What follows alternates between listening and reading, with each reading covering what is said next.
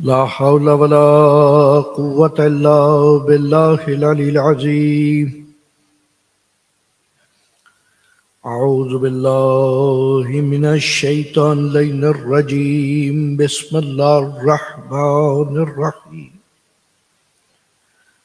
الحمد لله الذي لا يبلغ مدحته القائلون ولا يحصي نعمه العادون ولا يعدي حقه المجتهدون. الذي لا يدركه بعد الهمم ولا يناله غوث الفتن. الذي ليس لصفته حد محدود ولا نعت موجود ولا وقت معدود ولا أجل ممدود. والصلاة والسلام على حبيب الله وحبيبنا نبي الله ونبينا سيدنا ومولانا أبي القاسم محمد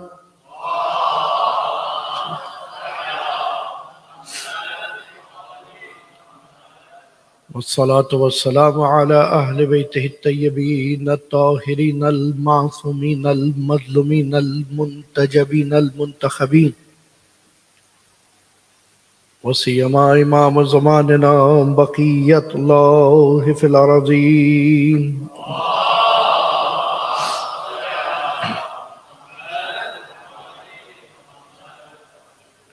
واللعنة الدائمة على أعدائهم وأعداء الله من الأولين والآخرين. أما بعد، فقد قال الله تبارك وتعالى في قرآن الحكيم: بسم الله الرحمن الرحيم.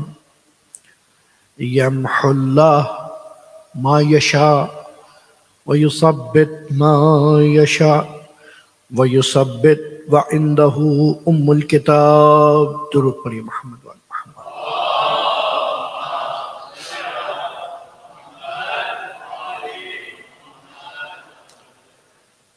يمحو الله ما يشاء ويثبت وعنده ام الکتاب. سورہ مبارکہ رعد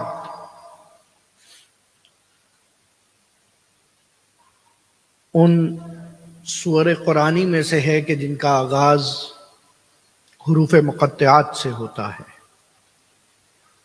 الف لام را سے آغاز ہو رہا ہے سورہ رعد کا.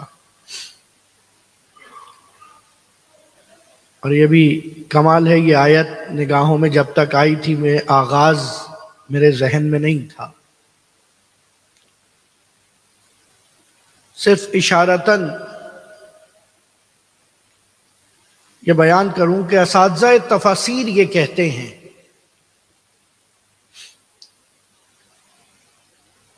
جس سورت قرآن کے آغاز میں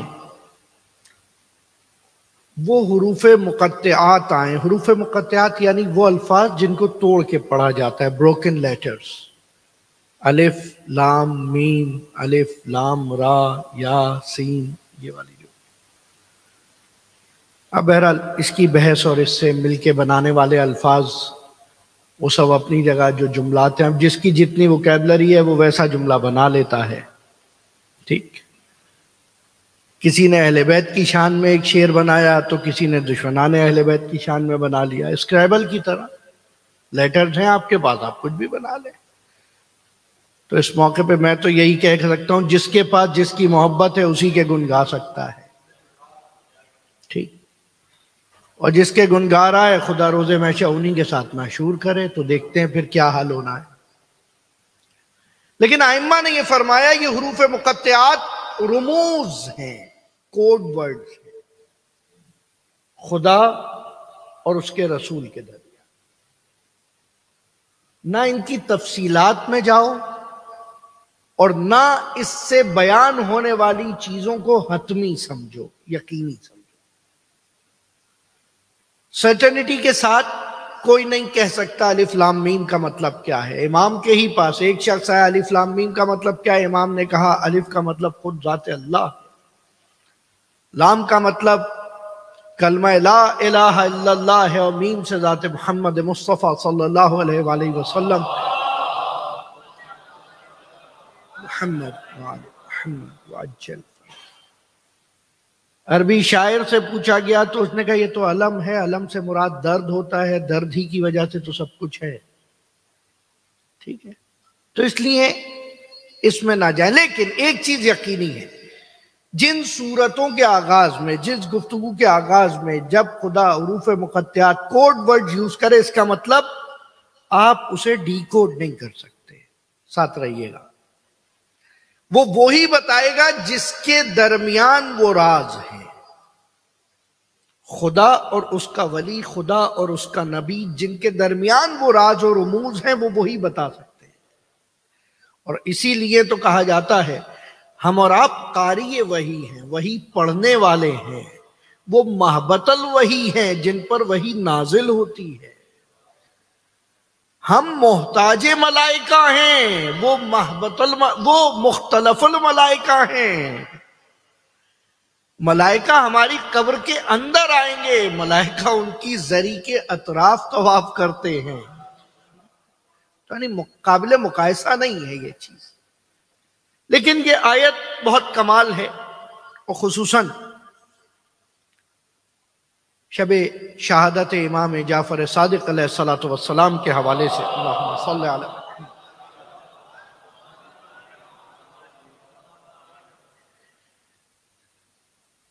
بڑی مناسبت رکھتی ہے کہ یمحو اللہ ما یشاء، خدا جسے چاہے مٹا دے، خدا جسے چاہے ختم کر دے، مٹا دے۔ وَيُثْبِتْ، اور جسے چاہے لکھ دے، ثابت کر دے۔ یہاں خدا اپنی اتھارٹی بتا رہا ہے، اور پھر اس کے بعد یہ بھی بتا رہا ہے کہ یہ چیز بھی خلاف عدل نہیں ہے۔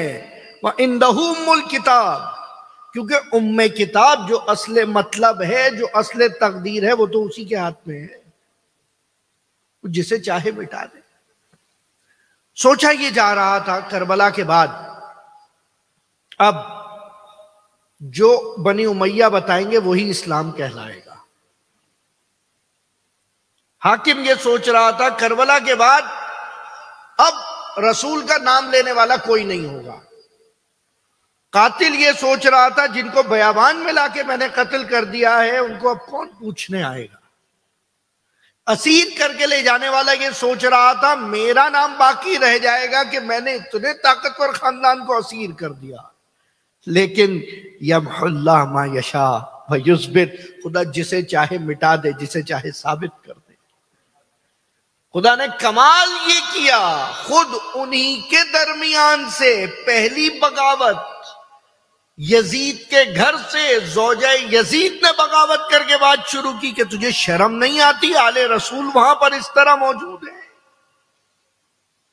دربار میں موجود نان خواروں نے، نمک خواروں نے مخالفت کی، اور یہاں تک کہ حالت یہ ہوئی کہ جن کے ہاتھوں میں زنجیریں تھیں وہ آزاد لوگوں کے مہار تھامے ہوئے نظر آئے۔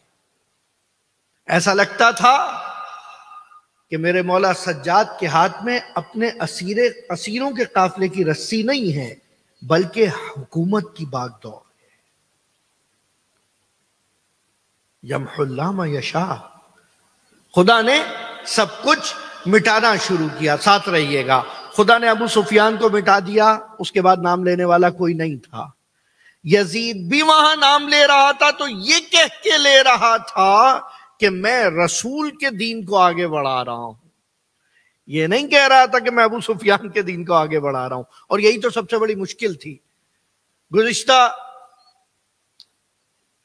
8 شوال کی مجلس میں یہاں تک ایک بات آ کے چھوڑ دی تھی، میں نے آج اسے مکمل کر رہا ہوں کہ معاویہ سب کچھ ہو جانے کے بعد پریشان اس بات پر تھا، رات کے وقت اٹھتا ہے، فجر کا وقت ہے ظاہراً، اٹھتا ہے، عمر آس کہتا ہے کہ وقت ہو گیا فجر کا، چلو، اور غصہ شروع کر دیتا، آج میں نہیں جا رہا، تم جا کے نماز پڑھا دو۔ کہ کیوں نہیں جا رہے؟ کہ جب یہ اذان میں، ساتھ رہیے گا، بغض دیکھیے، جب یہ اذان میں اشہد ان محمد الرسول اللہ سنتا ہوں تو مجھے غصہ آنے لگتا اللہ اکبر، یہ دشمن رسول ہیں. میں نے پہلے بھی کہا تھا، اور یہاں اتحاد کا کوئی موقع نہیں ہے.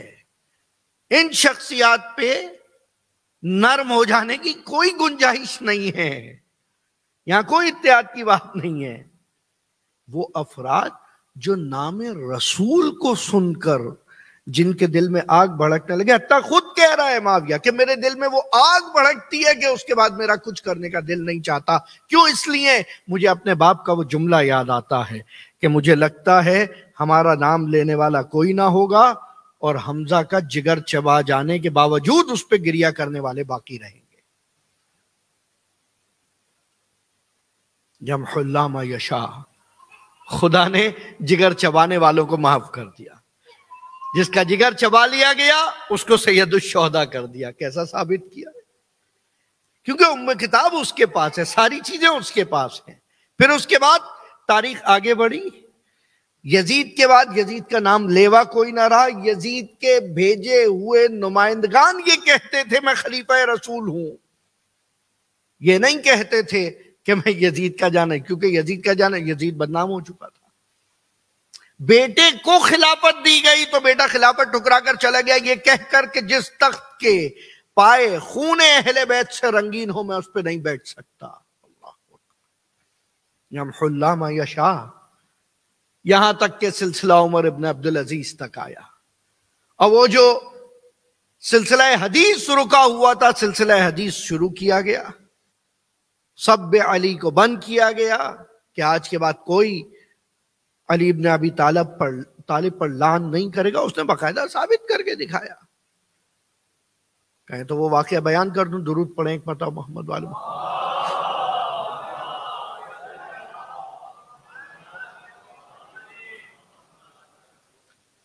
عمر بن عبدالعزیز، گرچہ اس کا باپ نہیں تھا خلیفہ لیکن بھتیجا تھا اس لیے آ گیا.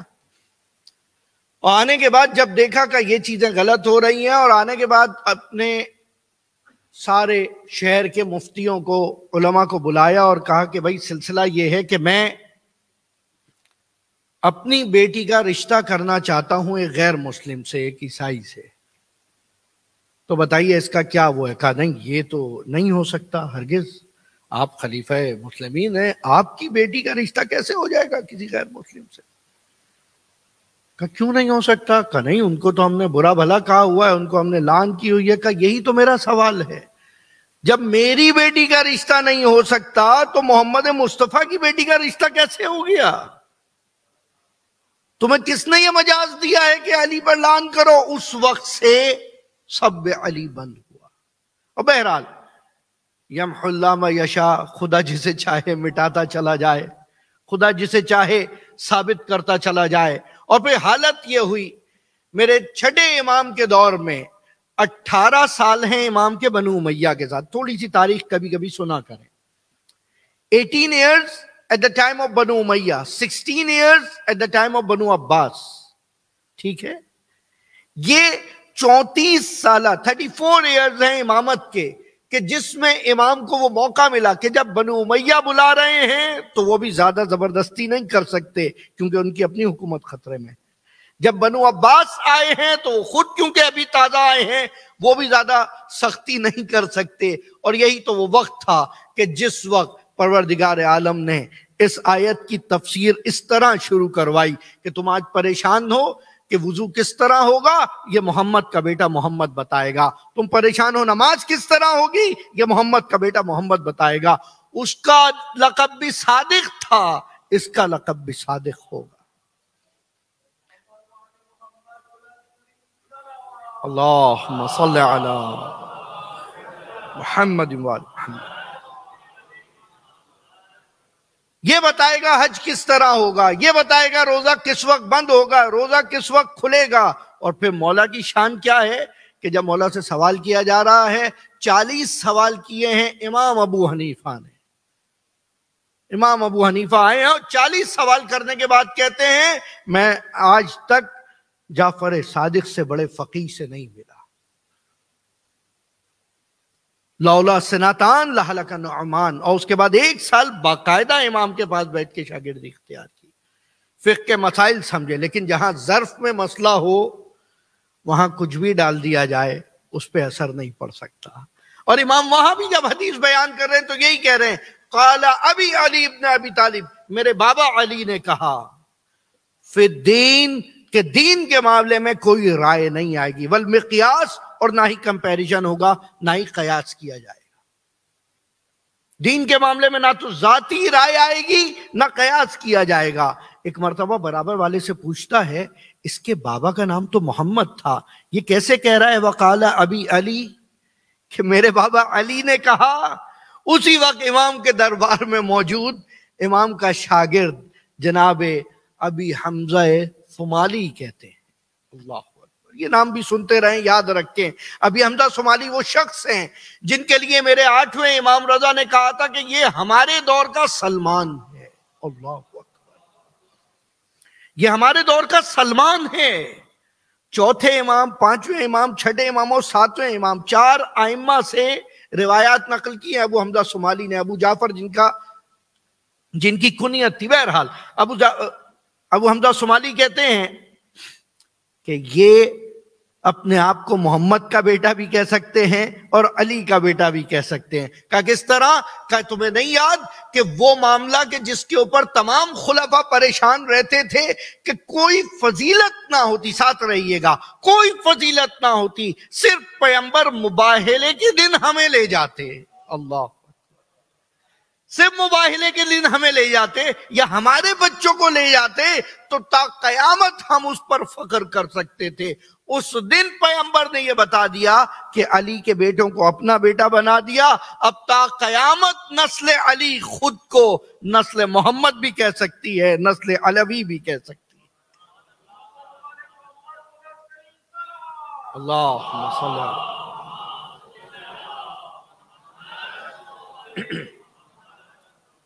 اور کیا امام اس طرح سے احادیث بیان کر رہے ہیں، اور وہ فقہ جس کو خراب کر دیا گیا تھا اس کی اصلاح کر رہے ہیں۔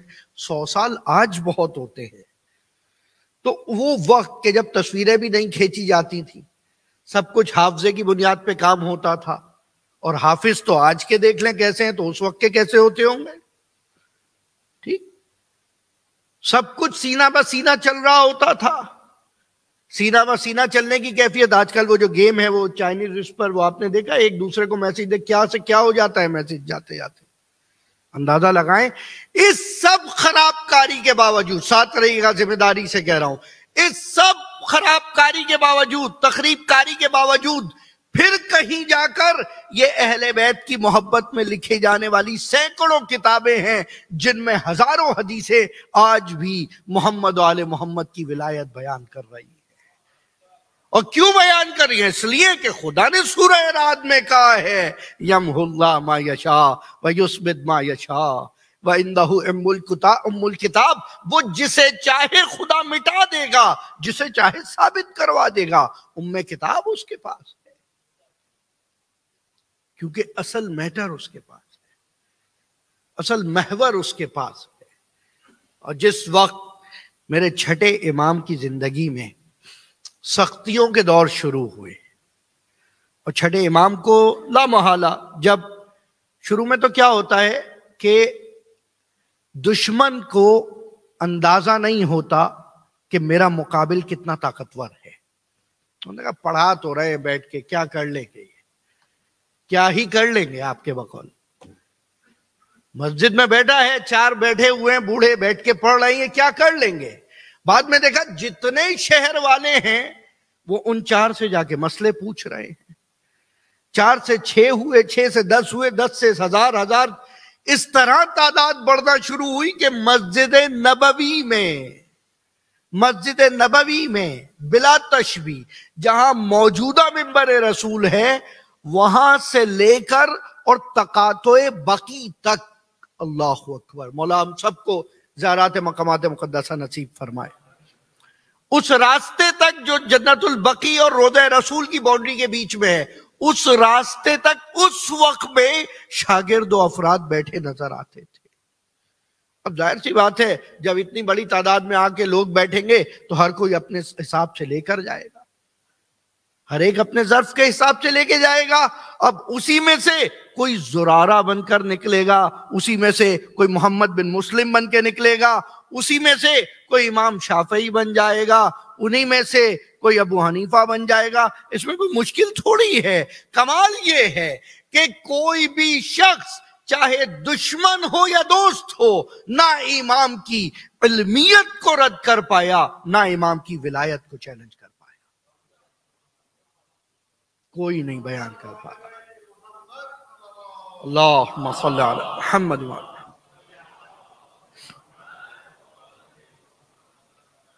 اور دنیاوی علوم کے بارے میں، علم جفر کے بارے میں امام کے فرامین، علم نجوم کے بارے میں امام کے فرامین، علم طبیعت، علم حیات کے بارے میں امام کے فرامین، فزکس کے بارے میں، میٹا فزکس کے بارے میں، کوانٹم فزکس کے بارے میں. توحید مفضل ہمیشہ کہتا ہوں، توحید مفضل خود بھی پڑھیں، اپنے بچوں کو بھی پڑھائیں. وہ کتاب جو مفضل نے امام سے 4 نشستوں میں ڈکٹیشن لی ہے، انگلش میں بھی موجود ہے، اردو میں بھی موجود ہے. توحید مفضل. مفضل بیان کرتا ہے امام ایک دن خلقت پہ بات کرتے ہیں کہ دنیا کی خلقت کس طرح ہو رہی ہے، انسانوں کی خلقت کس طرح ہو رہی ہے، جانوروں کی خلقت کس طرح ہو رہی ہے، کون سی تخلیق میں کون سی شے کیوں ہے. اللہ اکبر. بھئی ایک وقت تو یہ ہے کسی بھی لیبارٹری میں یہ بھیج دیا جائے، وہ بتا دیں گے اس کے ترکیبات کیا ہیں، اس کے پارٹیکلز کیا ہیں، لیکن اس کی ریزننگ نہیں بتا سکتے. ریزننگ نہیں بتا سکتے. جس وقت امام کے پاس آئے اور آ کر کہا مولا یہ جو آپ بیان کر رہے ہیں یہ تو مشاہدات پر مبنی ہے جو کوئی بھی بیان کر سکتا ہے. امام کہتے ہیں مشاہدات پر اس کی حیت بیان ہوتی ہے، حقیقت بیان نہیں ہوتی، علت بیان نہیں ہوتی. کہا تو یہ علم آپ کے پاس کہاں سے آیا ہے؟ کہا کانا علم من اللہ، یہ وہ اللہ کا علم ہے جو اس نے اپنے نبی کو دیا، جو نبی سے علی کو ملا، جو علی سے حسن کو ملا، حسن سے حسین کو ملا، حسین سے سجاد کو ملا، وہاں سے باقر العلوم کو، اور وہاں سے میرے سینے میں منتقل ہوا ہے.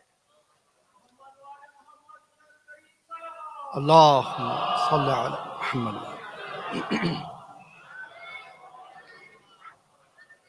العلم میراث لنا، علم تو ہماری میراث ہے، اور کیا خوبصورت میراث ہے کہ جس کو چھینا نہیں جا سکتا. جب عمر ابن عبدالعزیز خلیفہ بنا اور اس نے کہا کہ فدق واپس لے لیجئے، کہا ضرورت تو نہیں ہے لیکن تمہارا نام گڈ لسٹ میں آ جائے گا اس لیے دے دو. حقیقت بیان کر رہا ہوں. کہا آپ کیوں واپس نہیں لے لیتے؟ یہ مولا متقیان سے بھی سوال ہوا تھا، آپ کیوں واپس نہیں لے لیتے؟ کہ جو چیز ہم سے چھین لی جائے ہم اس کو دشمن کے پاس رہنے دیتے ہیں تا قیامت اس کے لیے باعث لعن و اضافہ عذاب بن جائے. مال دنیا کی تو ضرورت نہیں ہے.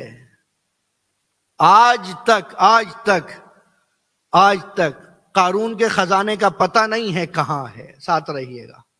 جنت بنانے والوں کی جنتوں کا نہیں پتہ کہاں ہے. احرام مصر کی اپنی حقیقت نہیں پتہ کہاں ہے. ہاں کوئی بھی مدینۃ الرسول چلا جائے تو وہاں سے جعفر صادق کے باغ کی کھجور لے کر آ جاتا ہے. یہ 1400 سال گزر جانے کے بعد باغ موجود ہے اور وہ پھل دے رہا ہے. سوال کرتے ہیں اس وقت میں فدق اتنا بڑا کیسے ہو گیا تھا؟ امام رضا کا قول ہے کہ اگر میں تمہیں بتانا شروع کروں تو اس کی حد مغرب سے مشرق تک ہے، جنوب سے مغرب. اس کی وجہ یہی ہے کہ جو وسعت و برکت اس میں تھی ہم اس سے اپنے چاہنے والوں کو سپورٹ کرتے تھے. بس یہاں پہ گفتگو سمیٹ رہا ہوں. ہم اپنے چاہنے والوں کو سپورٹ کرتے تھے. اپنی قسمت پہ ناز کریں. اللہ اکبر.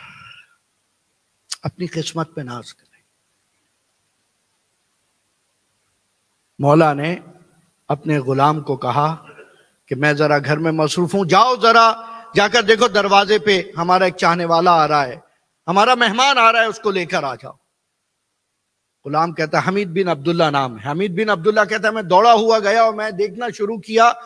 جو دروازے سے وارد ہوتا میں اس کی شکل دیکھتا، جو دروازے سے وارد ہوتا شکل دیکھتا. مجھے کوئی ایسا نہ دکھا جو بنی ہاشم جیسی شہامت و شجاعت رکھتا ہو، جو ان سے ملتا جلتا ہو. کافی دیر بعد ایک غریب کو دیکھا جو گھوڑے پہ ادھر سے ادھر ٹہل رہا ہے. میں نے اس سے پوچھا کہاں آئے ہو؟ اس نے جب بیان کیا میں نے حیران ہوا، اور لے کر جب گھر آیا اور امام سے کہا مولا یہ تو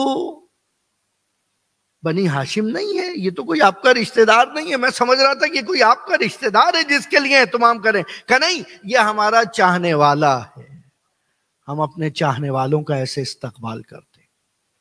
اللہ.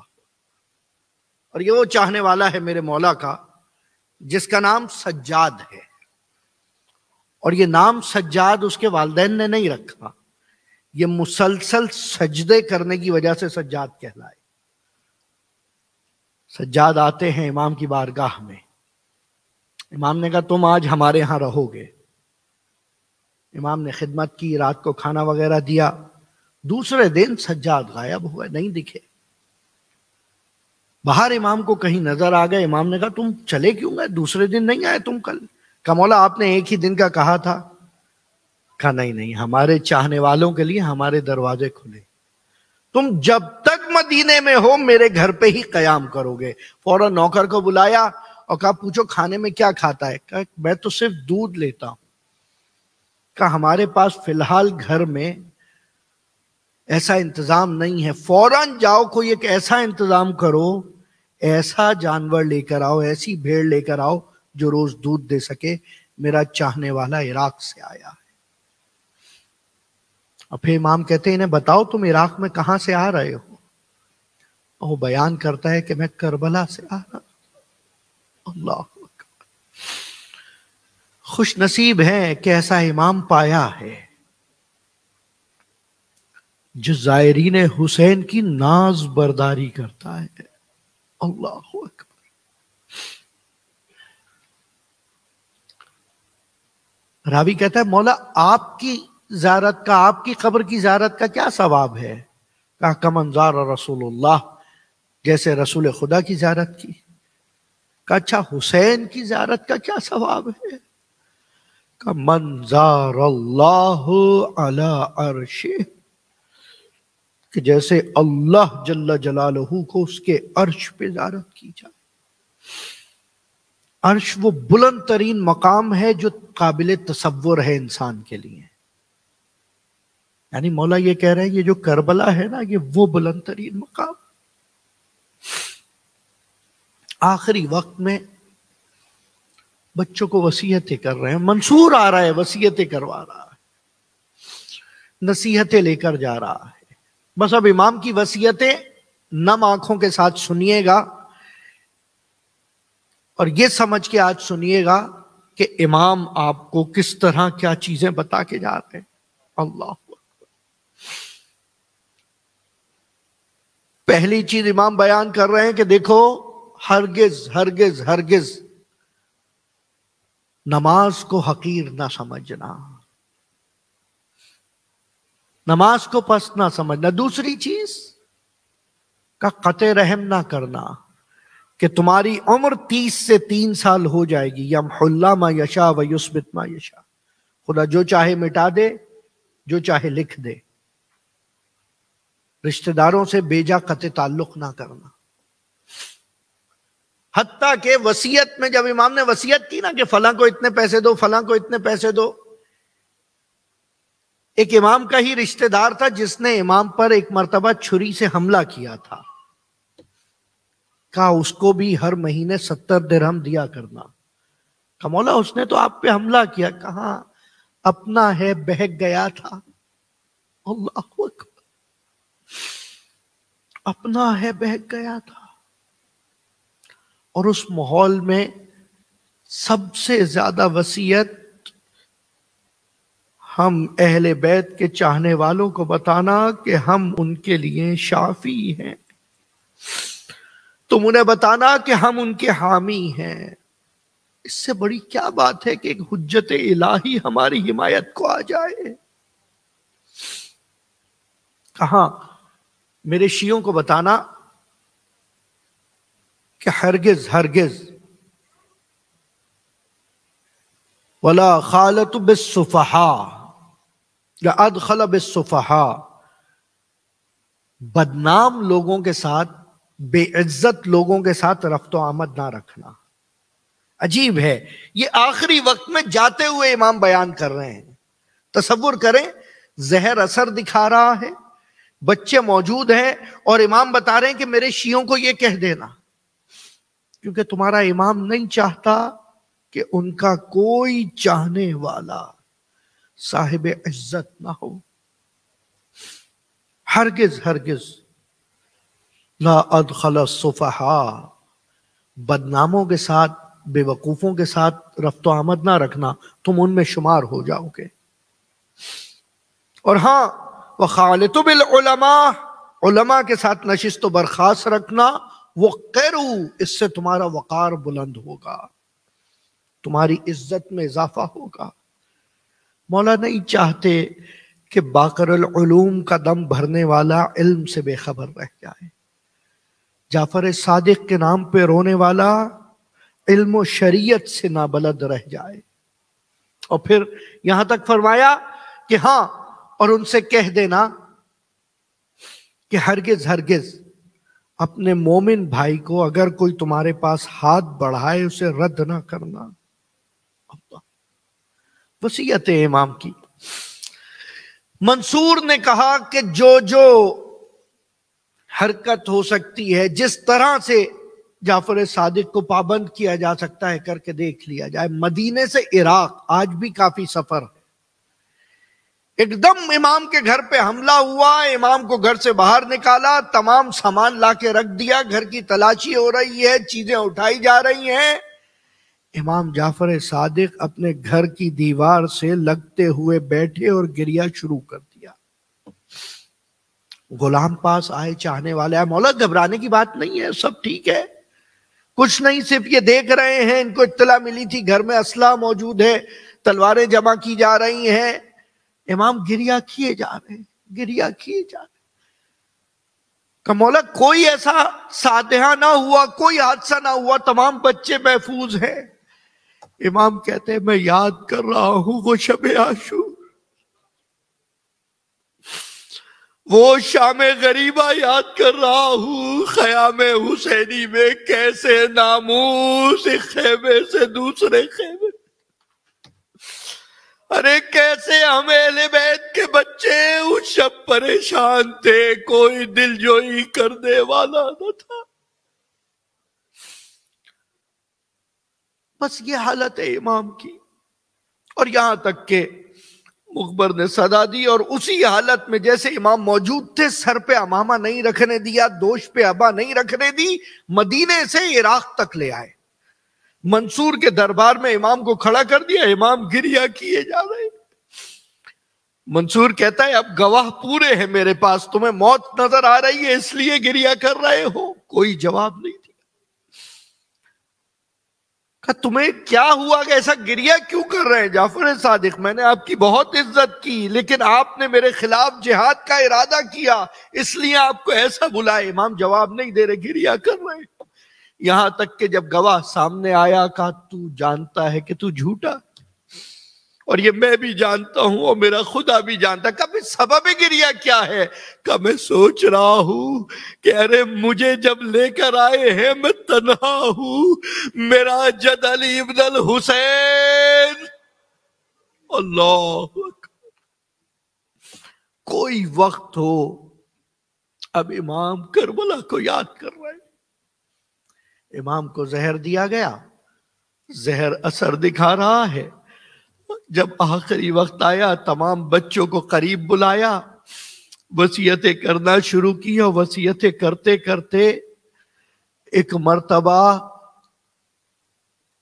بیٹے کو قریب بلایا، کہا بیٹا موسیٰ، میری آنکھوں کے آگے اندھیرا چھا رہا ہے، بیٹا مجھے سہارا دو، میں کھڑا ہونا چاہتا ہوں۔ کہ بابا آپ کو تکلیف ہو رہی ہے، آپ کیوں کھڑے ہونا چاہتے ہیں؟ کہ ارے میری ماں زہرا تشریف لائی۔ اللہ ارے میرے جد حسین تشریف لائے ہیں، میں اس لیے کھڑا ہونا چاہتا ہوں، ان کے احترام میں کھڑا ہونا چاہتا ہوں۔ آخری وقت ہے، وصیتیں کرتے کرتے ایک مرتبہ کلمہ استرجاع بلند ہوا، اشہد ان لا الہ الا اللہ و محمد رسول اللہ، انا للہ وَإِنَّا إِلَيْهِ راجعون۔ مدینے میں کوہرام مچنا شروع ہوا، جنازے کی تیاریاں ہو رہی ہیں، جنازہ تیار ہو رہا ہے، بات ہو رہی ہے جیسے عموماً ہوتی ہے کہ دفنایا کہاں جائے گا مرحوم کو۔ کسی نے آ کر پوچھا، منتہی الاعمال میں روایت موجود ہے، شیخ عباس قمی کہتے ہیں کہ ایک سنگ موجود تھا، ایک سنگ مرمر موجود ہوتا تھا کہ جو بقی میں ائمہ کی قبور کے پاس تھا، اور وہاں کہا گیا کہاں دفنائیں گے؟ ارے بقی میں اسی جگہ دفنائیں گے جو اہل بیت کی مقابر اہل بیت ہیں، جو مقابر فاطمیہ ہیں۔ ارے مقابر فاطمیہ میں احترام سے جدا تو رہیں گے، میں کہوں گا مولا آ جا کر دیکھیے، ارے ظالموں نے کیسا ان مقابر کو مسمار کیا جو اس سنگ مرمر کی عبادت تھی۔ ھذا قبر الفاطمہ بنت محمد وحسن ابن علی وعلی ابن الحسین ومحمد ابن علی الباقر وجعفر ابن محمد الصادق۔ اب نہ نشان قبر ہے نہ سنگ قبر ہے، لیکن احترام سے جنازہ اٹھا ہے، بہن بیٹیاں گریہ کر رہی ہیں، جنازہ رخصت ہوا، تدفین ہو رہی ہے، لیکن آخری وقت تک مصیبت کربلا بیان کی جا رہی ہے۔ اللہ اکبر۔ شاعر کہتا ہے، ابو ہریرہ عجلی کہتا ہے کہ ارے تمہیں پتا ہے تمہارے کاندھوں پہ یہ کس کا جنازہ ہے؟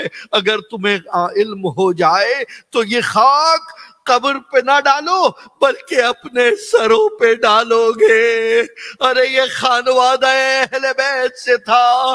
میں کہوں گا مولا ایک یہ جنازہ اور ایک کربلا کا وہ جنازہ کہ جسے دیکھ کر کوئی بھائی نہ تھا، کوئی مرد نہیں ہے جو آگے بڑھ پائے، ہاں ایک بہن ہے جو کہہ رہی ہے ھذا حسین ابن علی مرمل بدمہ، یہ حسین ہے کہ جو اپنے خون میں غلطا ہے، مقتول اعضاء، جس کے اعضاء کاٹے جا رہے ہیں۔